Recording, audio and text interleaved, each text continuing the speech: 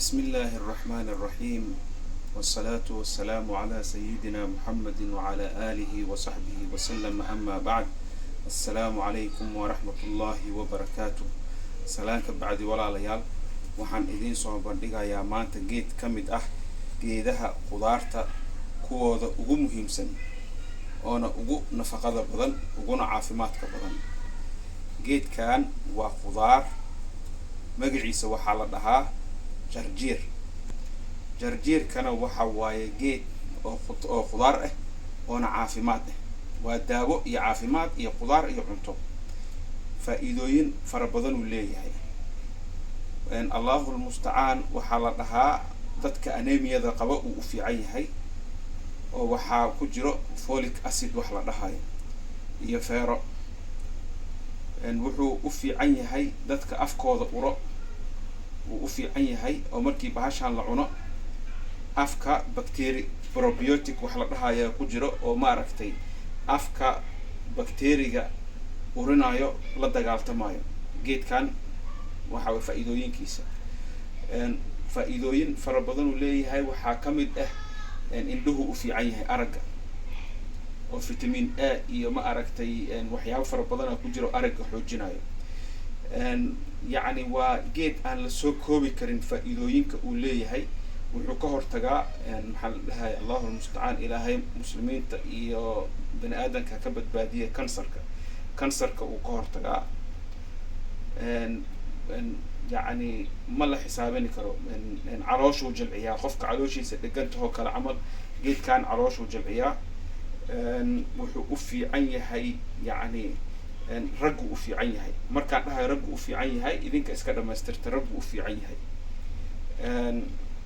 منتظر بو معي سيد أدو جدان حديدي سنة ما نكتين والعوني كرا لكن مش الهان أو داوهان الله عوني كرا لكن وحال عنا وعلينت كرة علينت كرة ugu muhiimsan marka Soomaaliya weli ma ku arkin geedkan dad beeranayo. maxaa loo beerani waay geedkan caafimaadka ah anemiyada la dagaaltamayo Soomaalida lahaay malnutrition nafaqa daraaxayso wax daraaxayso sida aan la socotaan bahalada ugu waaweyn adduunka waxa waaye sida lo'doo kale dibigoo kale camal. dibiga maxay ku nool yihiin waxa waaye cagaar coos ay cunaan. marka maxaa dhahay Soomaalidana ma cunto cagaarka beerashadiisana wax ka fudud ma jirto. waa geed iska soo baxayaba. annaka Soomaali haddaan nahay waxaan leenahay geeda la dhahayo kombow raasow oo maaragtay shabeelooyinka ka baxo. geedahaas lagama faa'iideysan sidii loogu faa'iideysan lahaa. geedkanna waa geedahaas oo kala camal. marka geedkan ha laga faa'iideysto. marka mirihiisa dhulka aad ku xortid 21 maalmood gudahooda wuxuu bilaabay inuu caleentii soo bixiyo. markuu caleentii soo bixiyo waa goosanay. marka saas aad goosanaysaa inta aad cunaysid maalin walba. waakaas hadarkan waa iska cuni kartaa saas u gooni. haddana maxaa la dhahayay waqti yar gudaheeda jaa caleentii haddana way soo baxday. waad goosani waad gurani hal mar aad gurani laba mar aad gurani saddex mar adoo xididka siibeynin ilaa saddex mar camal waad gurani kartaa. marka geed oo ilaahay fudeed ka dhigay oo gurigaada aad ku dhex beerani kartid. haddaa beer leedahay beertaada ku dhex beerani kartid. qiimada faa'iidada uu leeyahay iyo nafaqada uu leeyahayna aad og tahay oo aadan beeraynin oo haddana waa 21 maalmood gudaheeda aad ku guranaysa aad cunaysaa. geedkan waxa waa aniga geedaha ugu jecelahay qudaarta ugu jecelahay waaye sababtoo ay dhadhankiisa waa kuleel waaye. waa bisbaas oo kala camal. cuntada markaad ku cunaysid cuntadu ku socodsiin. bisbaaskaba waa la cunaa asoo kuleel ah. kanna waa sidoo kale.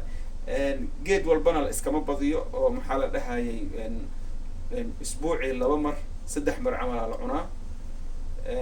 يعني geed walba hadii wax walba la iska badiyo malabka daawo ah. hadaa maalin walba aad cuntid malabka side effect uu leeyahay oo cudur uu kugu noqon karaa.